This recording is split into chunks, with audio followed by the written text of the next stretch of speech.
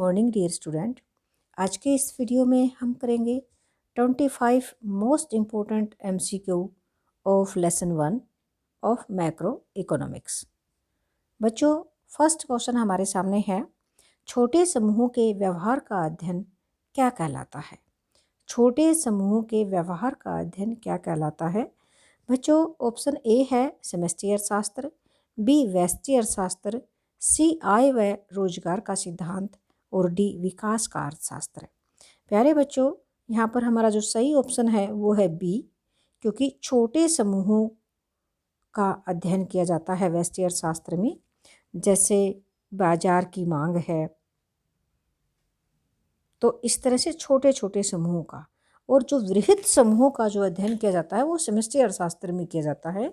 इसीलिए हमारा B option बिल्कुल ठीक है। नेक्स्ट क्वेश्चन है, सभी आर्थिक समस्याओं की जननी क्या है? यानी कि जो आर्थिक समस्याएं हैं वो क्यों पैदा होती हैं, किस वजह से पैदा होती हैं? तो उनमें हम सही ऑप्शन देखेंगे बच्चों, अधिकता। देखो, जब अधिकता होती है किसी चीज़ की तो कोई समस्या पैदा नहीं होती है। सुलभता, आराम से, यानी कि आराम से कोई चीज़ सुलभता से प्राप्त हो जाती तो भी समस्या पैदा नहीं होती है। और सी ऑप्शन है दुर्लभता, जब कोई दुर्लभ होती है चीज़ तो समस्या पैदा होती है। तो यहाँ पर सी ऑप्शन हमारा सही है। और डी है इनमें से कोई नहीं, ये भी नहीं है। तो बच्चों देखो, हमारी जो आवश्यकताएं हैं वे असीमित हैं और हमारे साधन सीमित हैं। सीमित का मतलब होता है दुर्लभ हैं, और दुर्लभता से ही आर्थिक समस्याएं पैदा होती हैं। तो आर्थिक समस्याओं की जो जननी है वो क्या है? दुर्लभता। सी ऑप्शन हमारा यहाँ पर आएगा। नेक्स्ट क्वेश्चन है, समग्र अर्थव्यवस्था के स्तर पर आर्थिक समस्याओं का अध्ययन क्या कहलाता है? समग्र अर्थव्यवस्था के स्तर पर आर्थिक समस्याओं का अध्ययन क्या कहलाता है? ए ऑप्शन है समष्टि अर्थशास्त्र, बी है व्यष्टि, सी है कीमत सिद्धांत और डी है साधन कीमत निर्धारण। तो प्यारे बच्चों, यहाँ पर ए ऑप्शन हमारा बिल्कुल ठीक है, क्योंकि देखिएगा जो व्यष्टि अर्थशास्त्र है और कीमत सिद्धांत और साधन कीमत निर्धारण, ये तीनों ही व्यष्टि के हैं पार्ट, क्योंकि व्यष्टि अर्थशास्त्र का दूसरा नाम है कीमत सिद्धांत है। तो व्यष्टि अर्थशास्त्र और कीमत सिद्धांत एक ही चीज़ है, और व्यष्टि अर्थशास्त्र में ही साधन कीमत का निर्धारण किया जाता है। तो यहाँ पर इसलिए हमारा ए ऑप्शन बिल्कुल ठीक है, क्योंकि समग्र अर्थव्यवस्था या समूची अर्थव्यवस्था का अध्ययन किया जाता है समष्टि अर्थशास्त्र में। तो ए ऑप्शन हमारा बिल्कुल ठीक है। नेक्स्ट क्वेश्चन है, आर्थिक विश्लेषण के लिए कौन से ढंग अपनाए जाते हैं? आर्थिक विश्लेषण यानी कि इकोनॉमिक जो एनालिसिस है उसके लिए कौन से ढंग अपनाए जाते हैं? ए ऑप्शन है व्यष्टि अर्थशास्त्र, बी है समष्टि अर्थशास्त्र और सी है उपरोक्त दोनों और डी है इनमें से कोई नहीं। तो देखो बच्चों, जब हम इकोनॉमिक एनालिसिस करते हैं, आर्थिक विश्लेषण करते हैं, तो व्यष्टि स्तर पर भी और समष्टि स्तर पर भी किया जाता है। इसीलिए हमारा सी ऑप्शन यहाँ पर बिल्कुल ठीक है। नेक्स्ट क्वेश्चन है, क्या व्यष्टि और समष्टि अर्थशास्त्र एक दूसरे पर निर्भर होते हैं? ए ऑप्शन है नहीं, बी है हाँ, सी है कभी नहीं, डी उपरोक्त सभी। तो यहाँ पर हमारा सही ऑप्शन है बी। क्या व्यष्टि और समष्टि अर्थशास्त्र एक दूसरे पर निर्भर हैं? ये एक दूसरे पर बिल्कुल निर्भर हैं, क्योंकि व्यष्टि से समष्टि और समष्टि से व्यष्टि का अध्ययन किया जाता है। तो बिल्कुल हाँ उत्तर हमारा बिल्कुल ठीक है। नेक्स्ट क्वेश्चन है बच्चों, केन्ज की प्रसिद्ध पुस्तक का प्रकाशन कब हुआ?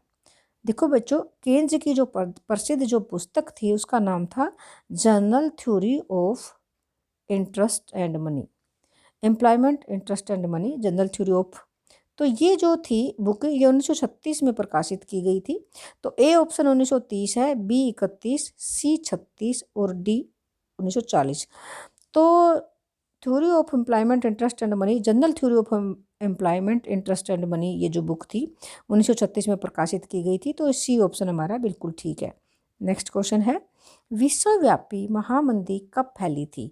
यानी कि जो great depression period of in the world वो कब था? तो बच्चों ये था 1929-30 में। ए ऑप्शन है 1929-30, तो ये बिल्कुल ठीक है। बी है 34-35 और सी है 38-39 और डी है 41-42, यानी कि 1941-42। तो ये तीनों ही गलत हैं, जबकि ए ऑप्शन हमारा बिल्कुल सही है। तो यहाँ पर सही ऑप्शन ए है। नेक्स्ट क्वेश्चन है, आधुनिक समष्टि अर्थशास्त्र का पिता किसे माना जाता है? देखो बच्चों, समष्टि अर्थशास्त्र का, देखिए अगर क्वेश्चन इस प्रकार से आ जाता है कि आधुनिक अर्थशास्त्र का पिता, यहाँ अगर समष्टि नहीं होता तो अर्थशास्त्र का पिता, आधुनिक अर्थशास्त्र का पिता तो एडम स्मिथ है, लेकिन यहाँ समष्टि है। समष्टि अर्थशास्त्र का पिता किसे माना जाता है? तो यहाँ पर जे एम केन्ज आएगा, बी ऑप्शन, और ए ऑप्शन एडम स्मिथ है, ये आधुनिक अर्थशास्त्र के पिता हैं। और सी सैमुअल्सन है, डी हिक्स है। तो देखो सी और डी का तो कोई मतलब ही नहीं है, लेकिन ए ऑप्शन होता अगर आधुनिक अर्थशास्त्र का पिता। क्वेश्चन की सेंस समझना बच्चों, आधुनिक अर्थशास्त्र का पिता एडम स्मिथ है, जबकि आधुनिक समष्टि अर्थशास्त्र का जो पिता है, समष्टि अर्थशास्त्र के जनक कौन कहे जाते हैं? जे एम केन्ज। ओके बच्चों, नेक्स्ट क्वेश्चन है, अभय कुमार राष्ट्रीय आय का अध्ययन करना चाहता है। ये अभय कुमार है, ये राष्ट्रीय आय का अध्ययन करना चाहता है। उसे अर्थशास्त्र की कौन सी शाखा का अध्ययन करना चाहिए? देखो बच्चों, कौन सी शाखा का, तो प्यारे बच्चों आपको पता है कि राष्ट्रीय आय का जो अध्ययन है वो समष्टि अर्थशास्त्र में किया जाता है। तो यहाँ पर हम ऑप्शन देखेंगे, ए ऑप्शन व्यष्टि अर्थशास्त्र, ये गलत है। बी है कीमत सिद्धांत, ये भी व्यष्टि अर्थशास्त्र का ही नाम है। सी है वितरण सिद्धांत, ये भी व्यष्टि अर्थशास्त्र के अंदर हम उत्पादन के साधनों का जो वितरण है वो किया जाता है। और डी ऑप्शन हमारा बिल्कुल ठीक है, क्योंकि समष्टि अर्थशास्त्र में राष्ट्रीय आय का अध्ययन किया जाता है। तो यहाँ पर हमारा सही ऑप्शन होगा डी। नेक्स्ट क्वेश्चन है, निम्न में से कौन सा समष्टि आर्थिक अध्ययन नहीं है? यहाँ पर हमने फोकस करना जो कौन सा नहीं है। देखो बच्चों, कौन सा नहीं है? मुद्रा की आपूर्ति, मुद्रा की पूर्ति, सेबों की बाजार मांग, समग्र मांग, सरकारी बजट। देखो बच्चों, यहाँ पर जो सेबों की जो बाजार मांग है ये व्यष्टि तत्व है, यानी कि समष्टि नहीं है। देखिएगा, मुद्रा की आपूर्ति यानी कि सप्लाई ऑफ मनी, मनी है तो पूरे नेशनल लेवल के ऊपर है, जैसे एक तरह से समग्र है, ये समग्र यानी कि समष्टि आर्थिक अध्ययन का वो है। और सेबों की बाजार मांग, सेब एक वस्तु है, एक वस्तु, एक उद्योग, एक फर्म, एक एक यानी कि स्टडी ऑफ इंडिविजुअल्स किस में करते हैं? व्यष्टि अर्थशास्त्र में व्यक्तिगत इकाइयों का अध्ययन करते हैं। तो सेब भी एक वस्तु है, यानी कि सेबों की बाजार मांग है जो, ये छोटे समूहों का अध्ययन है, इसलिए ये समष्टि आर्थिक अध्ययन नहीं है। तो नेक्स्ट क्वेश्चन है, यहाँ पर सही ऑप्शन क्या होगा बच्चों? बी। नेक्स्ट क्वेश्चन है, निम्न में से कौन सा समष्टि अर्थशास्त्र के लिए सही है? राष्ट्रीय आय का अध्ययन, दुर्लभता तथा चयन का अध्ययन, निजी उत्पादन, इनमें से कोई नहीं। देखो बच्चों, इनमें से कौन सा समष्टि अर्थशास्त्र के लिए सही है? तो राष्ट्रीय आय का अध्ययन समष्टि अर्थशास्त्र के लिए बिल्कुल ठीक है, और ये बाकी नहीं है इसमें, क्योंकि निजी उत्पादन है, दुर्लभता और चयन का अध्ययन है, चयन की समस्या है अर्थशास्त्र, इनमें से कोई नहीं। तो देखिएगा, यहाँ पर राष्ट्रीय आय का जो अध्ययन है समष्टि अर्थशास्त्र के लिए सही है।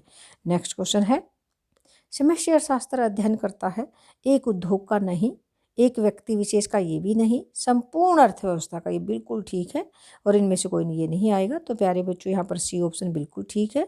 नेक्स्ट क्वेश्चन है, निम्नलिखित में से कौन सा सिद्धांत समष्टि अर्थशास्त्र का क्षेत्र नहीं है?